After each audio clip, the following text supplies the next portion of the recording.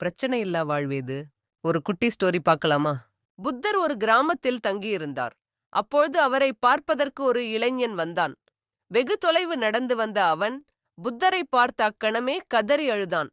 அவன் அழுது முடிக்கும் வரை பொறுத்திருந்த புத்தர் கனிவாக கேட்டார்.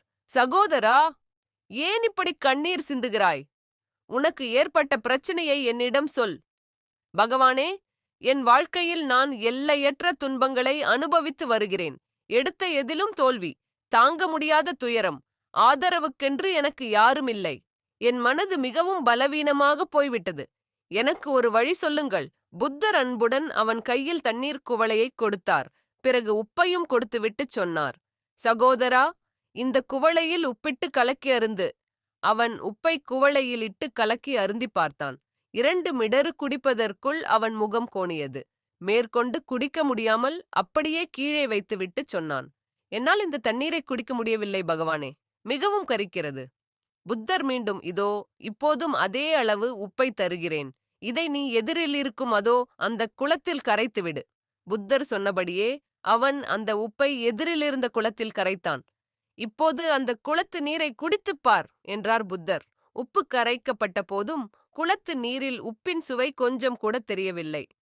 அந்த இளைஞன் போதுமான அளவு நீர் குடித்துவிட்டு கரைக்கு வந்தான். நீ சிறிய குவளையில் இருந்த நீரிலும் பிறகு இந்த குளத்து நீரிலும் கரைத்தது ஒரே அளவான உப்புதான். ஆனால் சிறிய குவளையில் தண்ணீர் கொஞ்சம்தான் இருந்தது. அதனால் தான் கரிப்புச் சுவை அதிகமாக இருந்தது. எனவே உன்னால் தண்ணீரை குடிக்க முடியவில்லை. ஆனால் இதே உப்பு குளத்து நீரில் கரைக்கப்பட்டிருந்தாலும் அதன் நீரில் உப்பின் சுவை கொஞ்சம் கூட தெரியவில்லை. துன்ப துயரங்கள் என்பவை உப்பைப் போலத்தான். இவை வாழ்க்கை நெடுகிலும் வந்து கொண்டே இருக்கும். இவற்றை தவிர்க்கவே முடியாது. ஆனால் நம்மால் நம் மனதை விசாலமாக்க முடியும். இப்போது உன் மனது அந்தச் சிறிய குவளையைப் போல் தான் இருக்கிறது. அதனால் தான் வாழ்க்கைச் சிரமங்கள் உனக்கு இந்தளவு துயரமளிக்கின்றன. மனம் சமநிலையுடன் இருக்கும்போது துக்கம் எவ்வளவு இருந்தாலும் அதை தாங்கிச் செல்ல முடியும்.